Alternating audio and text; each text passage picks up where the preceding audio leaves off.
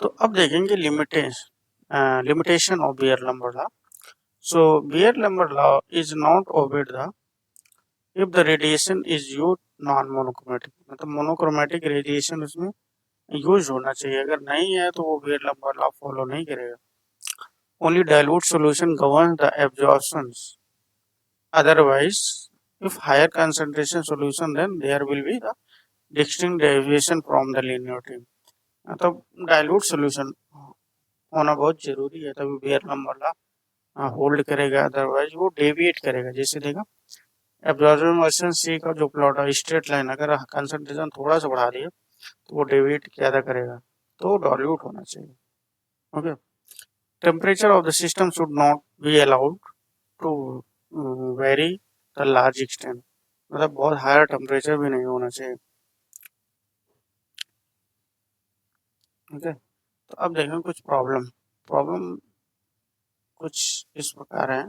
So example 1, the problem is monochromatic radiation is incident on the solution. तो of this molar concentration दिया है, molar concentration of an absorbing substance, intensity of the radiation is reduced to 1/4. Intensity of radiation is reduced to 1/4 of initial value का। Okay, after passing through 10 centimetre length दिया है solution का, तो calculate करना molar extinction coefficient of the substance. So पहले देख लेंगे क्या दिया है। कंसंट्रेशन दिया है 0.05 मोल डेसीमीटर माइनस क्यूब, और लेंथ दिया 10, और कुछ रिलेशन दिया है कि intensity of radiation is reduce 1/4। तो पहले जाकर देख लेंगे I0 इंटेंसिटी लाइट की इनिशियल है, आई है एब्जॉर्ब करने के बाद, ओके मीन्स ट्रांसमिट है, तो जिसको हम फाइनल भी बोल सकते हैं। तो ये कह रहा है कि फाइनल वाली 1/4 रिड्यूस हो जाती, तो ये बराबर कब होगी, जब इसको भी 1/4 होना चाहिए, तब बराबर हो जाएगी। तो रिलेशन हमको निकल के आ गया I0/I=4। सो सिंपली हमको मोलर एक्सटेंशन कोएफिशिएंट पूछा है, तो ये फार्मूला अप्लाएंगे, absorbance equal to log of I0/I epsilon BC। तो ये जो है ये फार्मूला से एप्सिलॉन निकल आएगा, तो ये सारी वैल्यू पुट करेंगे तो एप्सिलॉन की वैल्यू आ जाएगी। आई होप आपको समझ में आ गया होगा। अब सेकेंड प्रॉब्लम की ओर चलते हैं। तो प्रॉब्लम क्वेश्चन है, एक सब्सटेंस है जो डिजॉल्व इन वाटर, कंसंट्रेशन दिया है इतना, एब्जॉर्ब 10% करता है, ऑफ इंसिडेंट लाइट का 10% एब्जॉर्ब करता है, रेडिएशन इन पाथ लेंथ दिया 1 centimetre. What should be the concentration of the solution, concentration क्या होगा सॉल्यूशन का इन ऑर्डर टू एब्जॉर्ब 90%, जब 90% एब्जॉर्ब करेगा सेम रेडिएशन से, तो उसका जो है कंसंट्रेशन क्या होगा। तो देख लेंगे C1 दिया है, यहाँ दो कंसंट्रेशन दूसरे के बारे में दिया, पूछा है कंसंट्रेशन पहला दिया, तो C1 is equal to 10⁻³ concentration ये दिया है। C2 हमको फाइंड करना है, लेकिन पहले केस में कितना है, एब्जॉर्ब करता है 10% एब्जॉर्ब करता है, लेंथ दिया 1 सेंटीमीटर।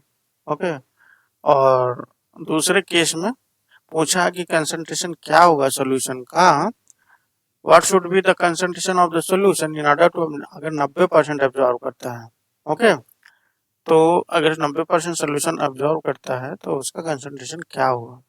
ओके, तो बहुत सिंपल है, बस ध्यान देने योग्य है। तो A1 फार्मूला लगाएंगे, दो यहाँ पे कंसंट्रेशन दिया है तो वही A1, मतलब ऑब्जर्वेंस फर्स्ट केस में A1 is equal to epsilon BC1 is equal to log of I0/I।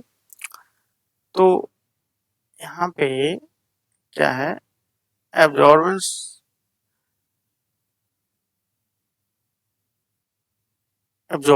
जो है इन दोनों के बीच में रिलेशन निकालेंगे, तो epsilon is equal to log of कितना I0/I, मतलब ये इनिशियल है तो ये तो 100% हो गया। ये ट्रांसमिट कितना हुआ, तो हमारा ऑलवेज फोकस होता है कि एब्जॉर्ब तो दिया होगा लेकिन ट्रांसमिट कितना हुआ।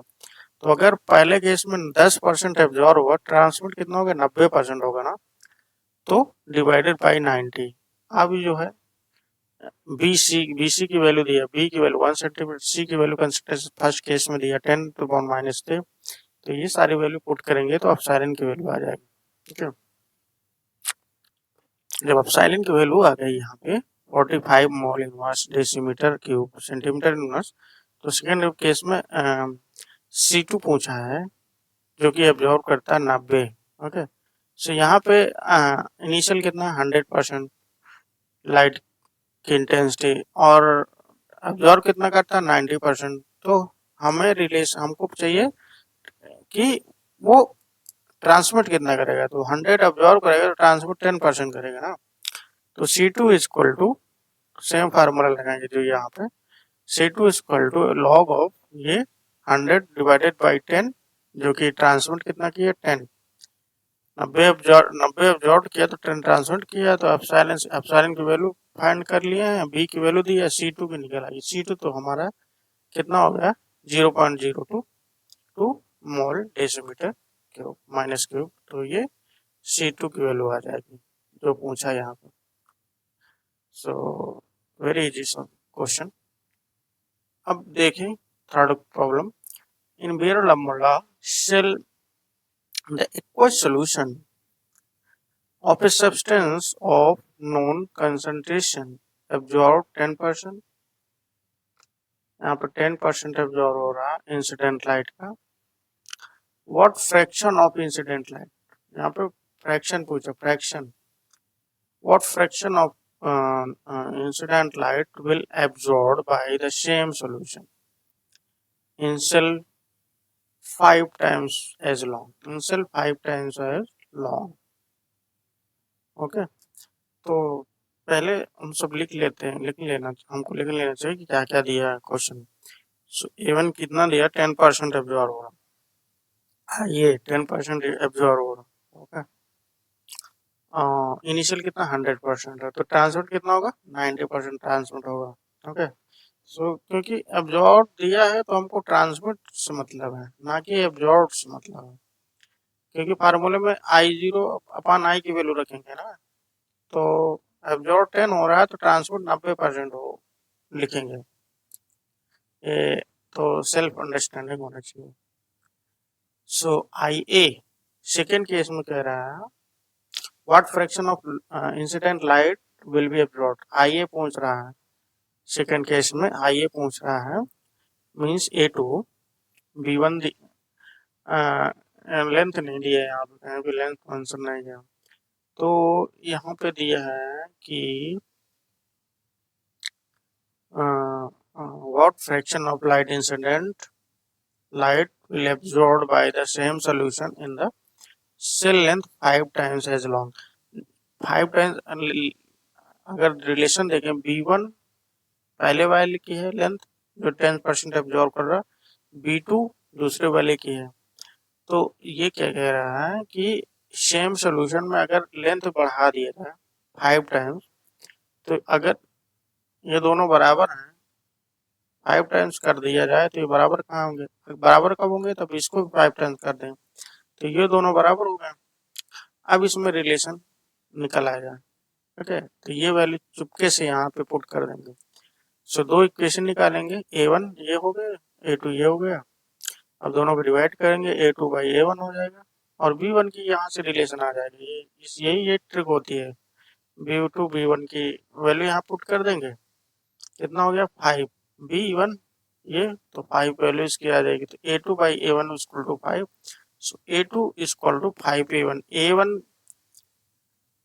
अब्जॉर्बेंस A2 पूछा है तो A1 दिया है, सो A1 कितना दिया दिया है, मतलब ये वैल्यू सारी दी है, तो A1 को फार्मूला अप्लाई कर देंगे, लॉग ऑफ I0/I, कितना I0 100%, कितना ट्रांसमिट कर रहा है 90%, ये सब फार्मूला में रख देंगे तो A2 की वैल्यू ये आएगी। अब पूछ रहा है कि फ्रैक्शन में पूछ रहा है, So A2 is equal to log of I0 upon this, log of this, तो I0 अपॉन I क्या हो गया 10 टू द पावर माइनस ये हो जाएगा जब इसका लॉग हटाएंगे तो क्या हो जाएगा 10 to power this upon equal to I0 upon I this. तो ये I0 अपॉन आई की वैल्यू कुछ इतना आ जाएगी। और ट्रांसमिटर क्या होता है I अपॉन I0। मैंने पहले बताया कि ट्रांसमिटर जो है ये ऊपर ऊपर देखना चाहिए। T इक्वल टू कितना ट्रांसमिट इंटेंसिटी वो लिखते हैं, ट्रांसमिटर यहाँ ट्रांसमिटेंस यहाँ लिखा है तो वो I यहाँ पे लिखेंगे, I0 नीचे डिवाइड करेंगे, I0 से डिवाइड हमेशा करते हैं। तो I0 से कितना I अपॉन I0 है, तो ये वैल्यू यहाँ पे रख देंगे क्योंकि I ये नीचे जाएगा तो I0 अपॉन I यहाँ पे वैल्यू रख देंगे नीचे। तो एक से ये डिवाइड करेंगे तो ट्रांसमिटेड की वैल्यू ये आ जाएगी। ओके, तो पूछ रहा है कि फ्रैक्शन, यहाँ पे तो एब्जॉर्बर निकला है, फ्रैक्शन में नहीं निकला है, तो यहाँ पे पूछ रहा fraction, fraction of absorb incident light क्या होगी, 1 से माइनस कर देंगे तो वो 0.41 लाइक इतने 41% जो भी है उसका 0.1441 आ जाएगी उसका fraction of light. Okay, so question number 4 क्या है, in a absorption cell the transmittance of concentration दिया है of a solution of substance x is 80%, absorbance cell transmitted of this solution transmitted यहाँ पे दिया, ओके 80%। दूसरे कंसंट्रेशन में solution में अनदर सब्सटेंस में क्या है 60% ट्रांसमिटेड है at given wavelength। So what is the transmitted of the solution that is simultaneously concentration in x and y। तो दोनों का कंबाइन पूछा, ट्रांसमिटेड क्या होगा, ये कंबाइंड x एंड y का। सो गिवन है x का कंसंट्रेशन ये है, y का ये है, T1 है ये है, x का T1 मीन्स लिखा गया है 80% ट्रांसमिटेड, T2 का ये 60% ट्रांसमिटेड है, तो टोटल T पूछा हम।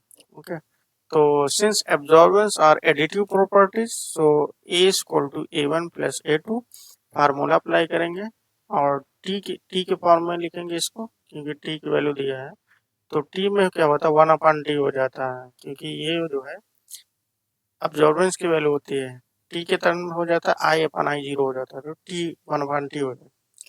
तो यहाँ पे सिंपली टी की वैल्यू रख देंगे। ओके, पहले वाला कितना दिया है 80%, 80/100 करेंगे तो वो 100 ऊपर चला जाएगा, तो इस तरह 60/100 60%, तो 100 ऊपर चला जाएगा, तो सिंपलीफाइंग करेंगे तो ए की वैल्यू ये आ गई। सो ए की वैल्यू कुछ ये आ गया, जब इसको सिंपलीफाई करेंगे हमें एंट्री लॉग वगैरह जो भी लेंगे, तो ए इज इक्वल टू अब फार्मूला लगाएंगे लॉग ऑफ 1/t। ओके, ए की वैल्यू इतना है 1/t, क्योंकि हमको ट्रांसमिटेड निकालना है, ए निकल आएगा तो टी तो निकल आएगा ना आसानी से, तो ट्रांसमिटेड यहाँ से हमको निकल आया 0.5। ओके, जो कि 50% है, सिंपल है। अब हम लास्ट प्रॉब्लम की ओर बढ़ते हैं।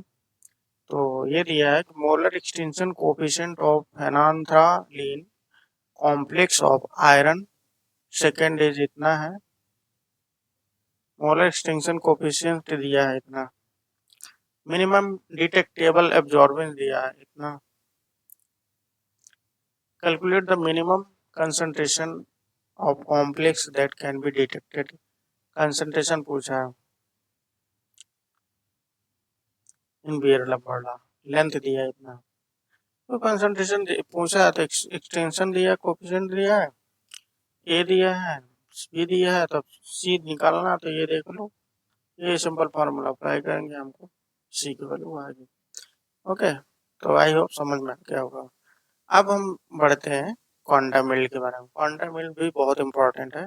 सो ये अगर आप रिसर्च करेंगे तो कोई मटेरियल बेस्ड रिसर्च होगा तो इसमें क्वांटम मील मटेरियल का जरूर चेक करते हैं, क्योंकि अगर मटेरियल आपका अच्छा नहीं है तो मटेरियल की क्वालिटी ये सब चीज़ चेक करने के लिए हमको क्वांटम मील निकालना पड़ेगा। ये मटेरियल अच्छा है या बुरा है, तो क्वांटम मील पहले निकालोगे तभी तो चेक करोगे मटेरियल अच्छा है बुरा है, ऐसे थोड़ा कह दोगे। हाँ, तो quantum meal is very important.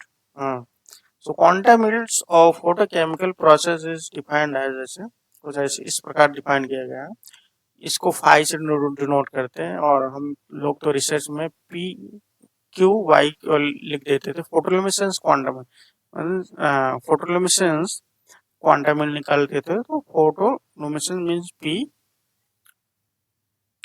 L Q Y लिख देते थे सिंपल से। तो यहाँ पे फाई से डिनोट किया गया है।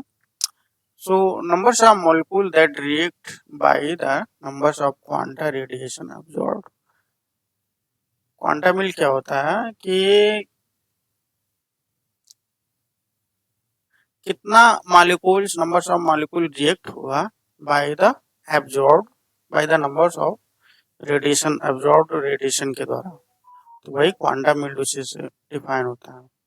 इसको दूसरे टर्म में numbers of molecule that react bye the numbers of Einstein of radiation absorb, means absorb होगा तो एब्जॉर्ब होने के बाद कितना रिएक्ट कर रहा है वही क्वांटम मील होता है। तो quantum meals for products formation is defined as numbers of molecules of products formed by the numbers of quanta radiation absorbed. Numbers of moles products formed by the numbers of Einsteins of radiation absorbed. So इसको rate की process rate term में लिखेंगे। So rate of process by the intensity of light absorbed, इसको rate of process mu आई, इसको intensity absorbed. So notes क्या है यहाँ पे, if the law is correct तो quantum meal should be unity, मतलब ये लॉ करेक्ट है जो भी है, तो क्वांटम मील यूनिटी मीन्स 100% होनी चाहिए। वो क्यों, कब होगी, जब हमारा जो कोई क्या है मॉलिक्यूल्स है वो 100% अगर अब्जॉर्ब कर रहा है तो रिएक्ट 100% करे तो उसकी क्वांटम मील नियर यूनिटी या यूनिटी होगी, उसमें कोई लॉस ना हो, जितना भी एब्जॉर्ब कर रहा है उतना ही रिएक्ट करे पूरा, तभी तो 100% होगा। तो यही कहने का मतलब है यूनिटी कब तब होगी, तब 100% एब्जॉर्ब हो, वही रिएक्ट 100% करे, कोई बीच में लॉस ना हो। अब लास्ट पॉइंट की ओर बढ़ते हैं, लास्ट इस वीडियो के लास्ट पॉइंट्स की ओर। सो ये है काइनेटिक्स ऑफ फोटोकेमिकल रिएक्शंस, ये भी बहुत इम्पोर्टेंट है। So kinetics of photochemical reactions, kinetics reaction के बारे में देखेंगे। Kinetics of hydrogen chloride reaction, so ये गैसेस फॉर्म में है। जब हाइड्रोजन और क्लोरीन गैस रिएक्ट करेंगे तो 2HCl बनता है, HCl बनेगा, तो उसकी मैकेनिज्म क्या है, ये HCl बनेगा। सो Cl2 जब लाइट एब्जॉर्ब करता है तो 2Cl रेडिकल बनता है, क्योंकि फोटोकेमिकल प्रोसेस में रेडिकल फॉर्म में होता है।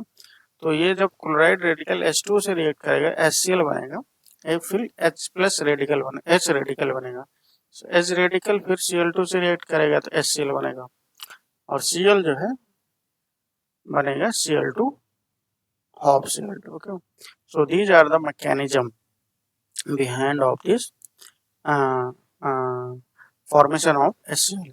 So let's derive the rate law for the formation of HCl. So HCl formation के लिए रेट लॉ ड्राइव करेंगे। So rate equal to DHCl, जैसे काइनेटिक्स में पढ़े हैं, DHCl by dt equal to Cl। HCl का फॉर्मेशन देख ले, ये वाले में हो रहा है HCl का फॉर्मेशन, ये वाले में हो रहा है, तो रेट लिखेंगे K2, तो फॉर्मेशन में क्या लिखते हैं, प्लस लिखते हैं। तो K2 प्लस ये Cl कंसंट्रेशन ऑफ दिस दोनों को मल्टीपल में लिखते हैं, प्लस ये दूसरे में हो रहा, तो K3 ये लिख देंगे। ठीक है, अब इसमें अप्लाई करेंगे steady state approximation to Cl में अप्लाई करेंगे, क्योंकि हमको यहाँ से, क्योंकि ये तो हमारा रेट निकल आया, okay, all over HCl formation का। अब हम Cl की वैल्यू निकालेंगे और H की वैल्यू निकालेंगे, तभी तो हमको रेट मिलेगा। तो अब हम अप्लाई करेंगे steady state approximation to Cl formation में अप्लाई करेंगे steady state approximation, and then H formation में, H रेडिकल फॉर्मेशन में अप्लाई करेंगे स्टेडी स्टेट अप्रोक्सीमेटल। सो पहले Cl में देखते हैं। सो रेट, वैसे Cl के लिए रेट लिखेंगे dCl/dt।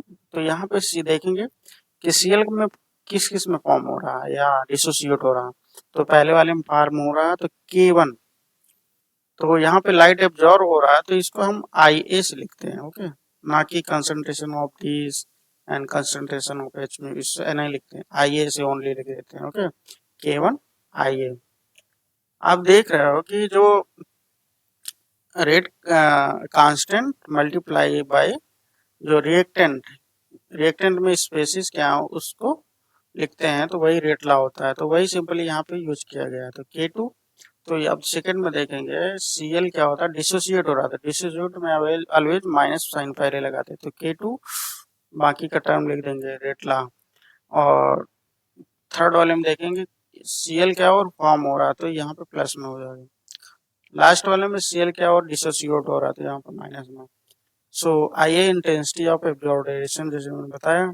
अब जैसे स्टेडी स्टेट अप्रोक्सीमेशन अप्लाई कर रहे हैं, तो ये जीरो कंप्लीटली जीरो कर देंगे इसको, है। तो फिर जब जीरो करेंगे तो अब हम अप्लाई करेंगे दूसरे, क्योंकि हमको H की वैल्यू फाइंड करनी है, तो इसी में H पे स्टेडी स्टेट अप्रोक्सीमेशन लगाएंगे, तो rate is equal to DH/dt। और फिर देखेंगे इसमें मैकेनिज्म में H कहाँ पे फॉर्म हो रहा है, कहाँ पे डिसोसिएट हो रहा है। सो H देखेंगे, H पहले वाले में कोई मतलब नहीं, दूसरे वाले में फॉर्म हो रहा, तो K2 फॉर्म हो रहा तो K2 प्लस में होगा, K2 प्लस में लिख दिया, ठीक है। और फिर जो है H किस में हो रहा है, इसमें डिसोसिएट हो रहा था, ये वाले K3 माइनस में लिख दिया, ये लिख दिया, ठीक है। तो ये H का हो गया, H का इसमें H के बारे में, ओके। सो अब दोनों को अगर ये भी जीरो के बराबर कर देंगे, अब दोनों को ऐड कर देंगे 2-3 इक्वेशन को, तो कुछ सिमिलर चीजें कट जाएंगी, तो हमारे पास ये आएगा। तो यहाँ से Cl की वैल्यू निकल आएगी, ओके। अब Cl की वैल्यू जब निकल आएगी तो हमको H की वैल्यू फाइंड करना है, ओके, क्योंकि ये तो H की वैल्यू फाइंड करने के लिए तो Cl की वैल्यू ये वाली H वाले में रखेंगे, सब्स्टिट्यूट इक्वेशन 3 में, तो यहाँ से तो हमको Cl मिल गया। तो अब H की वैल्यू फाइंड करेंगे, तो ये इक्वेशन 3 में रखेंगे, तभी तो H की आएगी, तो H की वैल्यू आएगी। अब ये H और Cl की वैल्यू दोनों को इक्वेशन 1 में पुट करेंगे, तो हमको ये कुछ इक्वेशन आ जाएगी, ओके। तो ये इक्वेशन जो फाइनल इक्वेशन आएगी, ये प्रोपोर्शन रेट जो प्रोपोर्शनल टू एब्जॉर्बेंस के होगा। So rate is directly proportional to intensity of absorbance radiation. So final result ये कह रहा है कि रेट जो है उसी के एब्जॉर्बेंस इंटेंसिटी के प्रोपोर्शनल होता है। अब सेकंड काइनेटिक्स देखेंगे हाइड्रोजन और ब्रोमाइड के बारे में, तो ये भी सिमिलर है। दोनों hydrogen and bromine gas react करते हैं HMU लाइट एब्जॉर्ब करने के बाद, तो 2HBr बनाते हैं, सेम मैकेनिज्म है। वहाँ पे Cl था, यहाँ पे Br है, बाकी सेम है। तो देखिए ब्रोमीन यहाँ पे रिएक्ट करता है, वहाँ Cl रिएक्ट कर रहा था, Br अब रेडिकल बनता है, ओके। ये Br रेडिकल H2 से भी रिएक्ट करेगा, ये तो ये सब दिया रहेगा, इसमें कोई मतलब ज़्यादा उसमें करने की जरूरत नहीं है, बस ये आपको रेट पूछेगा कि रेट बताओ, तो हमको पहले इसका जो है रेट निकाल लेना है कि यहाँ पे HBR किस में फॉर्म हो रहा है, इसमें फॉर्म हो रहा है, इसमें फॉर्म हो रहा है, तो रेट निकाल लेंगे HBR फॉर्मेशन में, तो ये रेट आ गया। ओके, पहली इक्वेशन हो गई। अब इसमें क्या है, H दिया, H फाइंड करना हमको। ओके, और BR फाइंड करना, जैसे उसमें CL और H सिमिलर, इसमें भी वही 2 स्टेप में होगा, फिर दोनों को ऐड कर देंगे, जो भी HBR की वैल्यू आएगी वो जो है, ये देखिए दोनों को ऐड कर दिया, HBR की जो वैल्यू आएगी उसमें सब्स्टिट्यूट कर देंगे। ये यहाँ पे सब्स्टिट्यूट किया वन इक्वेशन में, ये वन इक्वेशन में सब्स्टिट्यूट करेंगे तो ये फाइनल आपका इक्वेशन आ जाएगी, यहाँ पे रेट की वैल्यू आएगी। सो यहाँ ये भी इंडिकेट कर rate varies square root of this intensity of absorbance radiation. तो रेट जो है उसी के प्रोपोर्शनल होता है इंटेंसिटी के। ओके, सो आई होप आपको इस वीडियो से कुछ सीखने को मिला होगा। लंबा वीडियो तो बहुत लंबा बन गया है, बट क्या करें, अगर वीडियो अच्छा लगे तो वीडियो को लाइक करें, कमेंट करें, अगर कुछ डाउट है चैनल को फॉलो करें। Thank you for watching.